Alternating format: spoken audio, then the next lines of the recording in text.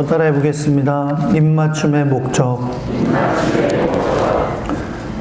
제가 지난 휴가 때 우리 몇몇 아주 대학교 다닐 때 친하게 지내던 친구 가정들과 함께 잠시 시간을 보낼 수 있었어요.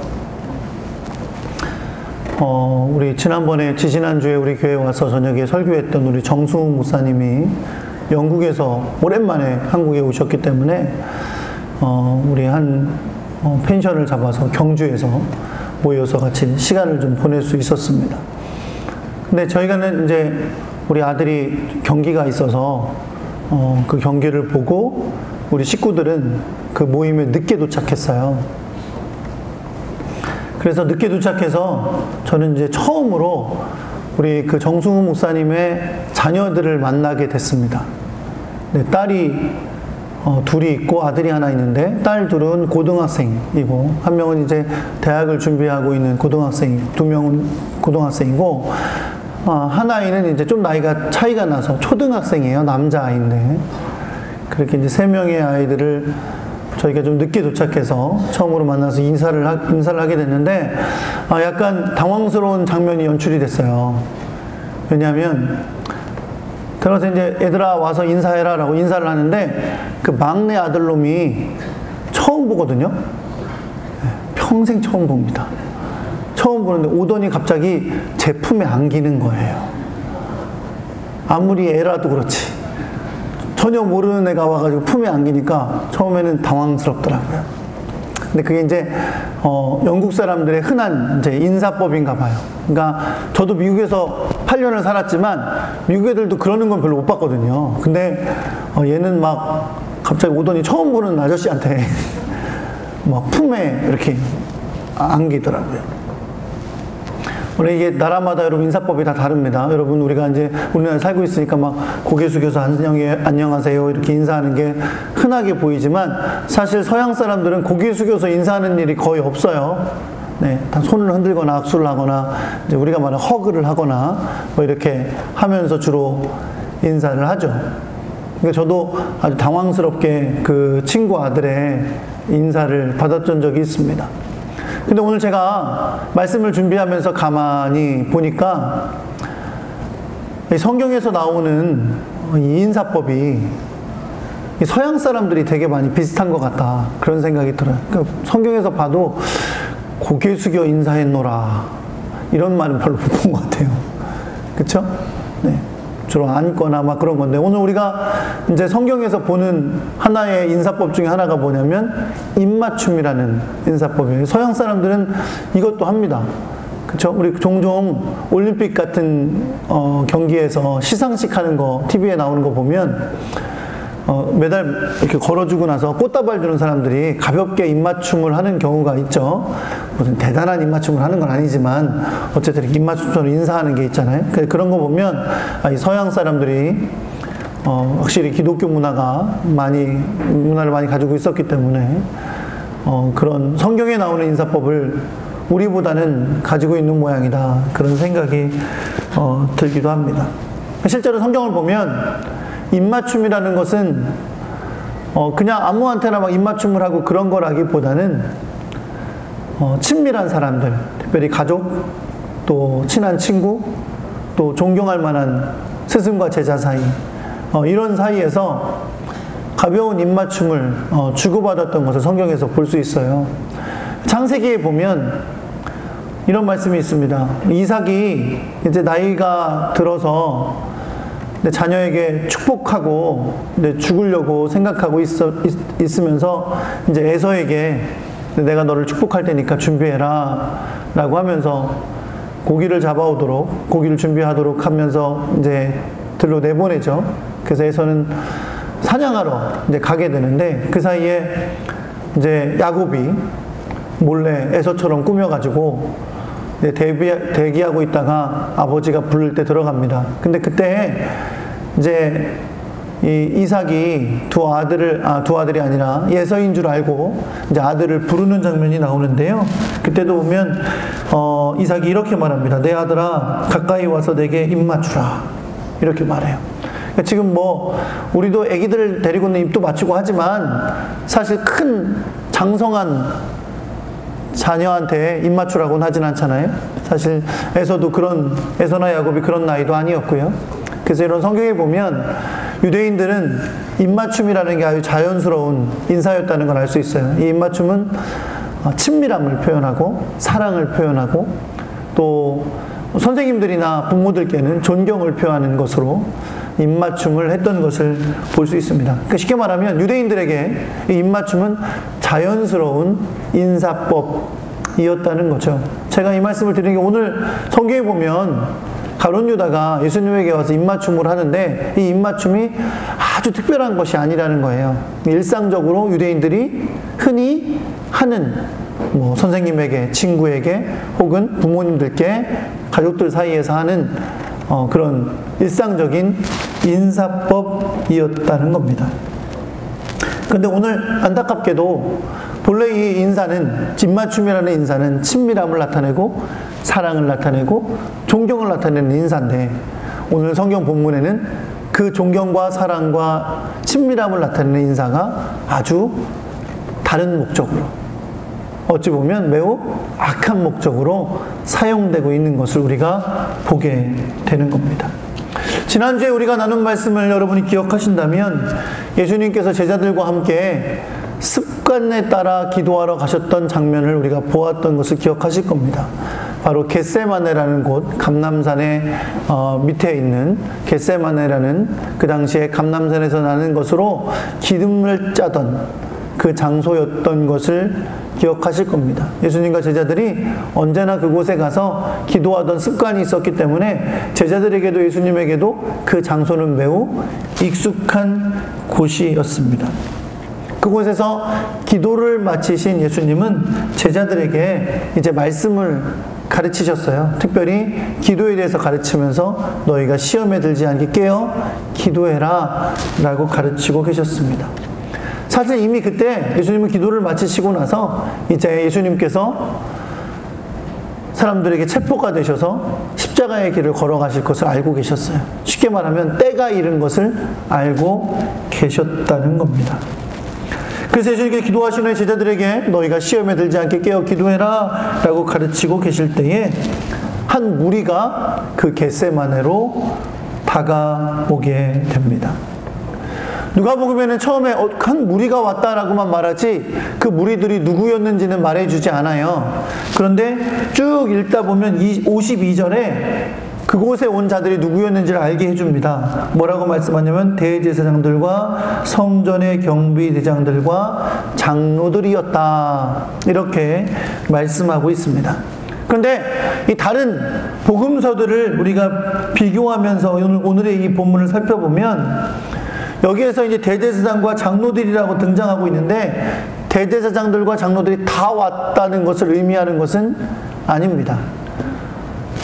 대제사장과 서기관 장로들 중에 한두 명은 왔을 수도 있지만 대부분은 그들이 보낸 종들이 예수님을 체포하기 위해 왔었습니다.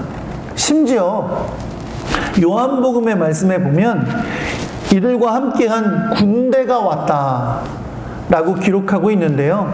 이 헬라어 단어로 표현된 군대라는 용어는 그 당시에 한 번 이 군대가 출동하면 최소한 600명, 많게는 1000명까지에 되는 군인들이 그곳에 등장했음을 보여주는 단어입니다. 쉽게 말하면 비록 그 군인들이 실제로 예수님을 체포하는 것에 적극 가담한 건 아니더라도 여러 가지 소요와 또 안전을 위해서 경비의 목적으로라도 최소 600명의 군사들이 그 작은 장소인 겟세마네에 몰려왔음을 말씀하고 있는 거고요. 성경은 예수님을 잡으러 온 그 무리들이 빈손으로 온 것이 아니라 당연히 어두우니까 횃불을 들었을 것이고 칼과 몽둥이를 들고 나타났다라고 기록하고 있습니다.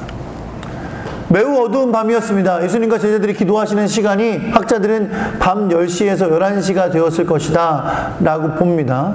요즘도 10시에서 11시면 어둡습니다. 그죠? 제일 어두운 시간이라고 할 수 있겠죠. 그런데 그 당시에는 우리처럼 무슨 휘황찬란한 네온 사인이 있는 것도 아니고 불이 밝게 전기가 들어오는 것도 아니니까 얼마나 어두운 밤이었는지 우리가 충분히 짐작할 수 있습니다. 사실 그 어두운 밤에 아무리 여러 사람들이 그곳에 몰려온다고 해도 그 많은 사람들 중에 예수가 누구인지를 찾는 것은 그리 쉬운 일이 아니었을 겁니다. 그래서 그들은 그곳에 예수님을 체포하러 오기 전에 예수님을 체포하기 위한 작전을 짭니다.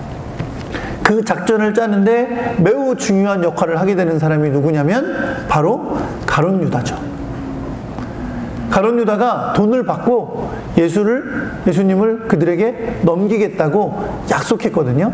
근데 그 넘기는 방법이 뭐냐면 바로 이 체포하러 왔을 때에 그들에게 예수가 누구신지를 가르쳐 주는 거예요. 그럼 어떻게 했느냐? 오늘 성경에 보니까 군호를 짰다고 했어요. 군인들끼리 하는 서로 표시를 말하는 거죠. 암호를 짠 것인데요. 어떻게 암호를 짰다고 이야기하냐면 마가복음 14장 42절에 가룟 유다가 예수님을 체포하러 온 무리들에게 이렇게 말합니다. 내가 입맞추는 자가 그니 그를 잡아 단단히 끌고 가라 라고 말합니다. 그러니까 결국 이 가룟 유다가 예수님을 넘겨주기 위해 잡으러 온 그들이 예수님이 누구신가를 구분할 수 있도록 도와주는 거죠. 근데 그 방법이 뭐였다고요? 내가 예수에게 입 맞출 때니까 그가 바로 예수다라는 걸 너희가 알고 그를 잡아서 단단히 끌고 가라 라고 말했다는 겁니다. 칼과 몽둥이를 들고 또 밤이기 때문에 횃불도 들었을 많은 무리들이 겟세마네에 도착을 했습니다. 제자들에게 말씀하시던 예수님이 그들이 오는 걸 아시고 먼저 다가갔어요. 그리고 그들에게 너희가 누굴 찾냐? 라고 이렇게 물으셨습니다.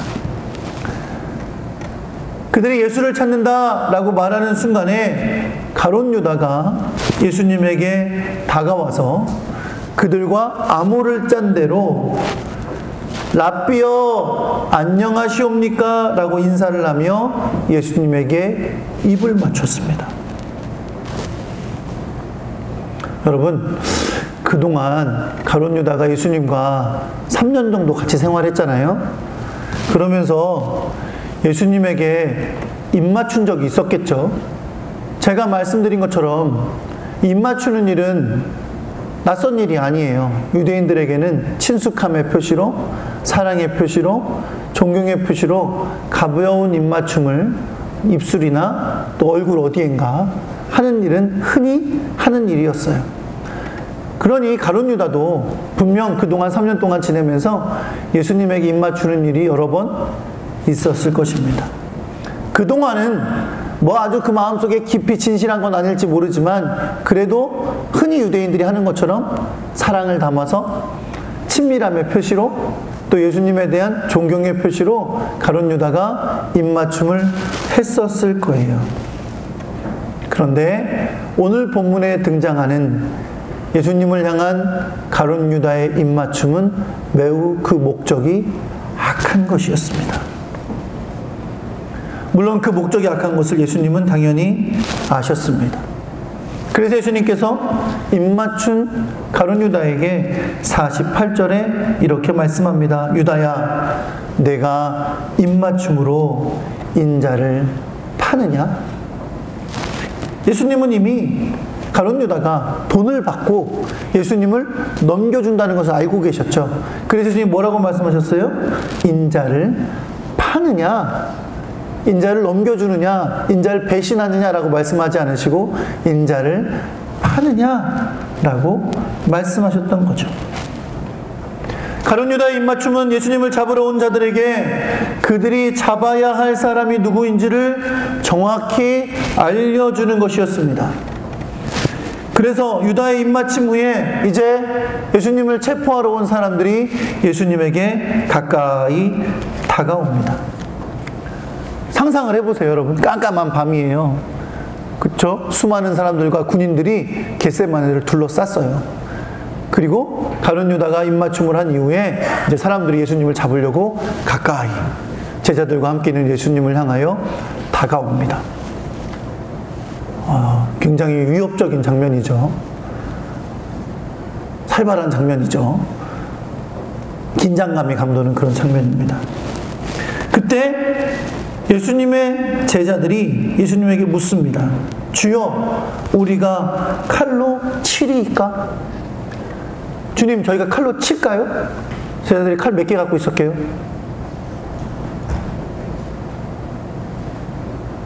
이거 넌센스 퀴즈 아닙니다. 38절에 보면 제자들이 검을 2개 갖고 있었어요. 네, 2개를 가지고 그곳에 왔어요. 칼로 칠까요? 군인들이 막 600명이 가득 찼는데 주여, 칼로 칠까요? 예수님이 대답하시기도 전에 예수님의 제자 중에 한 명이 칼집에서 칼을 빼서는 대제사장의 종의 귀를 내려쳤습니다. 귀가 떨어져 나갔어요. 이 대제사장의 종의 이름이 요한복음에 기록되어 있죠. 종의 이름이 말고였어요. 모르시면 말고. 이름이 뭐였다고요? 말고였어요. 그의 귀를 베드로가 쳤습니다. 치고 나니까 더 분위기가 살벌해졌겠죠. 그쵸? 그 군인들과 사람들이 몰려있는데 피를 흘리는 장면이 등장한 거예요. 귀를 치는 아주 엄청난 상황이 발생하게 된 겁니다. 예를 들어서 제자들이 다 칼을 들고 있거나 막 싸울 준비가 되어 있었다면 더 무서웠을지 몰라요. 그런데 설령 칼은 2개밖에 없었지만 그래도 상황이 지금 아주 무섭고 엄중한 상황이 되었던 것이죠. 그런데 여러분, 결코 이 상황은 예수님께서 원하시던 상황이 아니었습니다. 만약 제자들이 예수님을 위해서 그렇게 싸우기를 원하셨다면 사실 예수님은 38절에 말씀하시는 것처럼 검 2개가 있다고 제자들이 말했을 때 그거면 충분하다라고 말씀하시지 않았을 거예요. 야, 검 2개 갖고 어떻게 싸워? 앞으로 지금 막 군인들도 몰려올 건데 빨리 가서 하나씩 갖고 와! 라고 말씀하셨겠죠. 그러나 검 2개 갖고도 그거면 충분하다라고 말씀하신 건 싸우려고 하신 것이 전혀 아니었음을 알 수 있습니다. 검을 내려친 사람이 누구예요? 베드로죠, 베드로. 마태복음 26장에 보면 베드로가 칼을 쳐서 말고의 귀를 쳐서 떨어뜨리니까 예수님께서 그 귀를 가져다가 다시 귀에 붙여주시면서 이렇게 말씀하셨어요. 한번 따라해 보시겠어요? 이것까지 참으라. 뭐라고 말씀하셨다고요? 이것까지 참아라 라고 말씀하셨어요. 그리고 마태복음 26장 52절에서 54절의 말씀해 보니까 이 상황에 대한 예수님의 마음을 알 수 있는 말씀을 주님께서 이제 베드로에게 그리고 제자들에게 하십니다. 이렇게 말씀하세요. 내 칼을 도로 칼집에 꽂으라. 칼을 가지는 자는 다 칼로 망하느니라. 너는 내가 내 아버지께 구해서 지금 12군단 더 되는 천사를 보내시게 할 수 없는 줄로 아느냐? 내가 만일 그렇게 하면 이런 일이 있으리라 한 성경이 어떻게 이루어지겠느냐? 라고 말씀하십니다. 그리고 예수님을 잡으러 온 자들에게 너희가 강도를 잡는 것 같이 칼과 몽치를 들고 나를 잡으러 나왔느냐? 나는 날마다 성전에 앉아 가르쳤으되 너희가 나를 잡지 아니하였도다 라고 말씀합니다. 그러나 이런 일이 이루어지는 이유는 뭐예요? 이 모든 일이 선지자로 하신 말씀이 응하게 하려 하십니다 라고 말씀하셨습니다. 결국 이겁니다. 예수님은 하나님의 아들이십니다. 그래서 그들이 칼과 몽둥이를 들고 예수님에게 다가올 때에 아버지, 이 상황이 어떡합니까? 천사를 보내주셔서 물리쳐 주세요 하면 왜 12군단 되는 천사를 보내주셔서 저를 물리치시지 못하시겠냐는 거예요. 그러나 그렇게 되면 선지자들이 예언한 하나님의 구원의 역사가 어떻게 이루어지겠느냐? 내가 십자가의 길을 가야 그 구원의 역사가 이루어지는 건데 내가 만약 칼로 싸워서 혹은 천사가 와서 저들을 물리쳐 이겨버리면, 그래서 내가 잡혀가지 않으면, 그래서 십자가에 못 박혀 죽지 않으면 어떻게 하나님께서 약속하신 구원의 일이 이루어지겠느냐 라고 이렇게 말씀하시는 겁니다. 사랑하는 성도 여러분, 오늘 본문의 말씀은 한마디로 얘기하면 예수님의 체포 장면입니다. 그런데 우리는 이 모든 사건의 핵심에 한 가지 장면을 잊을 수가 없어요. 이 예수님의 체포 장면에 아주 결정적인 역할을 했던 것은 누구다? 가룟 유다였고, 가룟 유다는 그 목적을 따라, 그 악한 목적을 따라 예수님께 뭘 했어요? 입맞춤을 했다는 거예요. 여러분, 입맞춤은 매우 달콤하고 아름다운 겁니다. 그쵸? 잘 모르시나 봐요.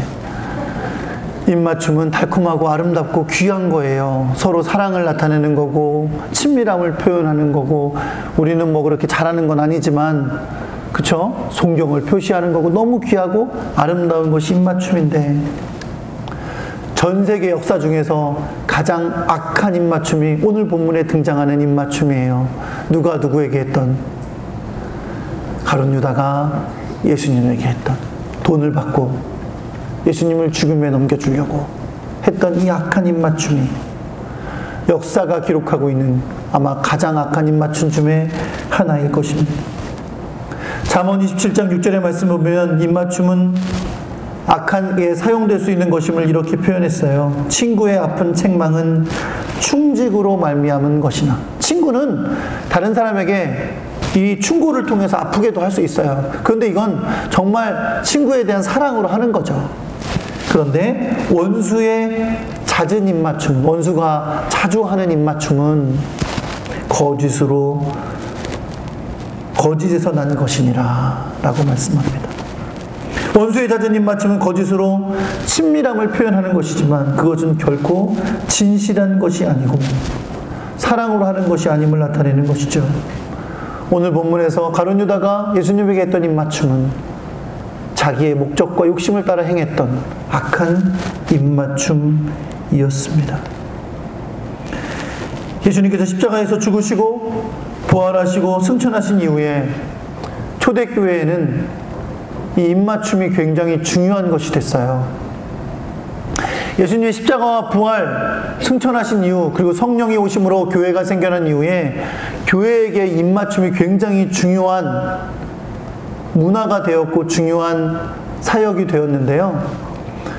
그 입맞춤은 이전에 유대인들이 습관을 따라 친밀함을 표시하려고, 사랑을 표시하려고, 존경을 표시하려고 했던 그런 입맞춤과는 다른 입맞춤이 됐습니다. 누구 안에서? 예수 그리스도 안에서. 예수 그리스도 안에서 이 입맞춤은 거룩한 입맞춤이 된 것을 여러분 믿으시기 바랍니다. 왜요? 그 안에 예수 그리스도께서 보여주신 사랑이 담겨있는 입맞춤이 되었기 때문입니다. 우리의 죄를 대신 지고 십자가에 못 박혀 죽으신 예수 그리스도의 구원의 은혜가 담겨있는 그 입맞춤이 되었기 때문에 그렇습니다. 데살로니가전서 5장 26절에 보면 사도 바울이 데살로니가 교회 성도들에게 이렇게 명령합니다. 거룩하게 입맞춤으로 모든 형제에게 문안하라. 로마서 16장 16절에도 너희가 거룩하게 입맞춤으로 서로 문안하라 라고 말씀합니다. 고린도후서 13장 11절에도 고린도 성도들에게 마지막 인사를 하면서 사랑과 평강의 하나님이 함께 하심을 축복하며 그들에게 거룩하게 입맞춤으로 서로 문안하라 라고 말씀합니다. 사도 베드로도 베드로전서 5장 14절에서 너희는 사랑의 입맞춤으로 서로 문안하라. 그리스도 안에 있는 너희 모든 이에게 평강이 있을지어다 라고 축복하고 있습니다. 예수 그리스도 안에서 교회 공동체가 함께 나누는 입맞춤은 그 전에 유대인들이 인사로, 친밀함의 표현으로, 문화로 하던 입맞춤과 같은 것이 아니었습니다. 영어로 홀리키스라고 부르는 이 입맞춤은 이제 예수 그리스도 안에서 사랑하는 믿음의 형제자매들이 함께 나누는 귀한 그리고 거룩한 교제의 표시가 됐고 사랑의 표시가 된 것임을 여러분 믿으시기 바랍니다. 사실 예수님은 독이 든 것과 같은 입맞춤을 받으셨습니다. 그것이 표시가 돼서 십자가를 지시기 위한 결박을 당하게 되셨습니다. 예수님은 하나님께 천사를 부탁하셔서 물리치실 수 있었지만 그렇게 하지 않으셨고 하나님의 구원의 놀라운 뜻을 이루기 위한 고난의 길을 인내로 걸어가셨습니다. 그 사랑을 담은 것이 바로 이 거룩한 입맞춤입니다. 그런 의미에서 여러분, 예수 그리스도의 귀한 십자가의 사랑은 우리를 향한 주님의 사랑의 입맞춤인 것을 여러분 믿으시기 바랍니다. 성도들은 바로 이 사랑과 인내의 입맞춤을 나누는 사람들입니다.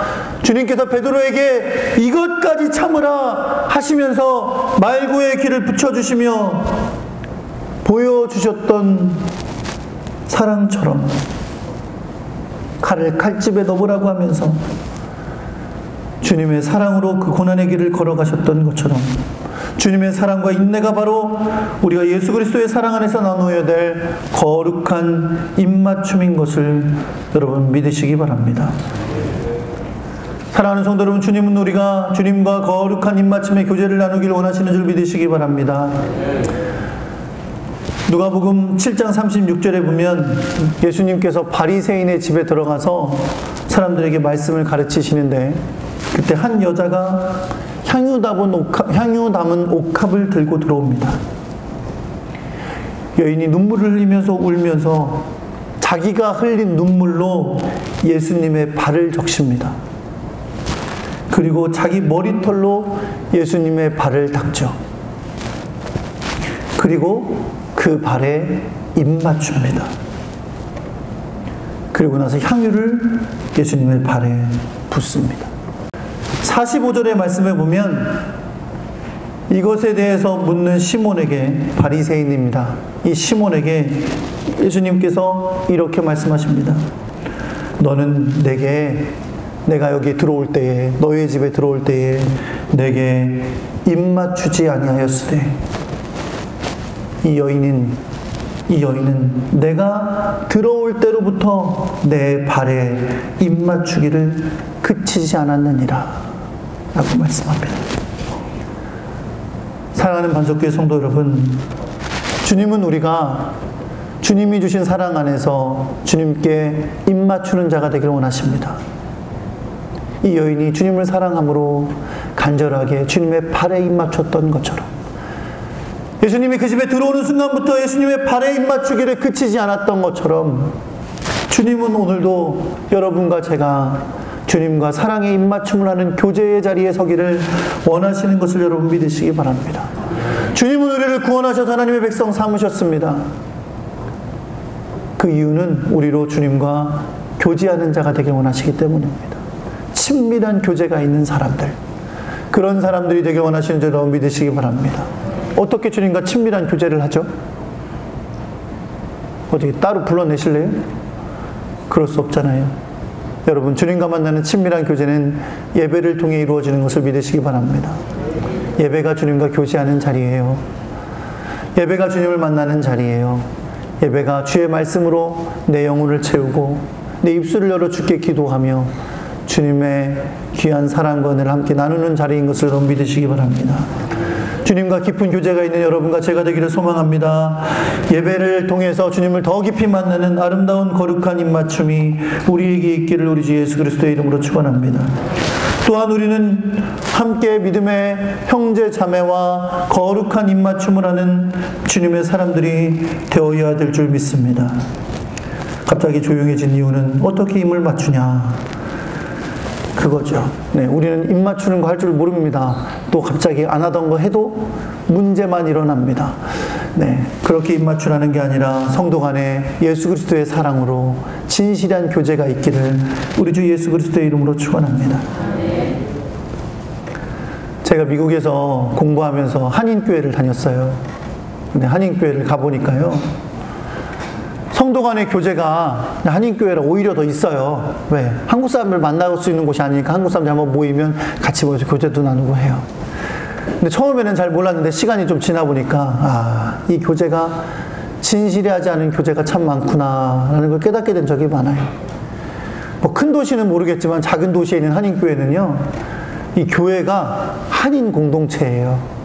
근데 한인 공동체는 그냥 돌아가지가 않습니다. 누군가가 중심이 되어 있어요. 그 사람이 그 사람 밑에서 잘 연결되어 있지 않으면 먹고 살기 힘든 그런 게 연결되어 있는 거죠. 그러니까 신앙이 없는 사람이 많아요. 신앙이 없지만 내가 교회의 교제를 통해 그 사람과 관계를 맺어야 된다는 목적을 가진 사람들이 많은 거죠. 그러니까 이제 세상에서 사업 때문에 문제가 발생하면 교회가 들썩들썩거립니다. 네. 미국에 사는 분들은 청소업이나 세탁업을 많이 하는데 병원 같은 데 계약권 때문에 성도들끼리 싸워요. 네. 병원 하나 차지하면 그곳에 얼마나 세탁물이 많이 나와요. 그렇죠? 병원 하나 차지하면 청소도 많이 할 게 있고요. 다음번 교회 계약할 때 되면 벌써 교회 다른 집사가 가로챘어. 그럼 교회 안에서 나는 저게 집사냐 저게 장로냐 하며 싸우고 난리가 납니다. 사랑하는 성도 여러분, 여러분과 저는 악한 의도를 가진 교제를 하지 않아야 될 줄 믿습니다. 주님 앞에 아름다운 교제, 주님이 우리에게 보여주신 교제, 주님의 사랑이 우리에게 넘쳐나는 거룩한 교제가 여러분과 저에게 있기를 우리 주 예수 그리스도의 이름으로 축원합니다. 사도신경에 보면 여러분 우리가 이렇게 고백하는 거 아세요? 성도가 서로 교통하는 것, 성도가 서로 성도의 교제를 우리가 믿습니다 라고 고백해요. 성도는 교제하는 사람들입니다. 어떤 교제? 거룩한 교제, 거룩한 입맞춤. 그 입맞춤이 있는 아름다운 우리의 교제가 있기를 우리 주 예수 그리스도의 이름으로 축원합니다. 아직도 교회 안에 성도들 간의 교제를 잘 못하시는 분도 많아요. 설교 전에 옆에 있는 분들과 인사하세요. 그래서 인사도 못하시는 분도 굉장히 많습니다. 어색하죠. 한국 사람들은 이 처음 만나는 사람 어색하고 어색해서 교제하는 거 참 어려워하는 분들이 있어요. 또 어떤 분들은 교회에서 교제하다가 상처받은 적 있는 분들은 교제하는 거 두려워하고 나는 그냥 조용히 예배만 드릴래 하시는 분들도 있어요. 그런데 여러분 분명한 것은 성경은 우리가 성도 간의 교제를 위해 교회를 세웠다고 말씀하고 계시고 그 교제 가운데 믿음이 자라는 것을 말씀하고 계시고 그 교제를 통해 하나님 나라를 이루도록 명령하고 계십니다. 담대히 또 주님이 주신 명령처럼 여기고 주의 성도들과 함께 교제하는 귀한 하나님의 사람들 되시기를 우리 주 예수 그리스도의 이름으로 축원합니다. 교제할 수 있는 여러 가지 길이 있어요. 그래서 교회는 여전도회도 있고 남전도회도 있고 구역도 있고 합니다. 네. 용기를 내셔서 교제에 참여하시고 함께 그 안에서 주님의 사랑을 나누는 여러분과 제가 되기를 우리 주 예수 그리스도의 이름으로 축원합니다. 여러분과 저에게 거룩한 사랑의 입맞춤이 있기를 소망합니다. 주님과의 이 아름다운 입맞춤의 교제, 또 믿음의 성도들과의 귀한 거룩한 입맞춤의 교제가 주님 안에 있어서 복되고 아름다운 신앙생활 되시기를 우리 주 예수 그리스도의 이름으로 축원합니다. 기도하겠습니다. 우리 한번 통성으로 기도합니다. 하나님 우리에게 거룩한 입맞춤이 있게 하여 주시옵소서. 주님과의 깊은 교제가 있게 해주시고 성도들 간의 교제 가운데 우리가 거룩하신 입맞춤으로 서로 교제하며 주의 사랑을 나누고 주님의 귀한 사랑 안에 거하는 저희들이 되게 하여 주옵소서. 우리 주님 앞에 통성으로 잠시 기도하겠습니다. 하나님 아버지 감사합니다. 우리를 불러주시고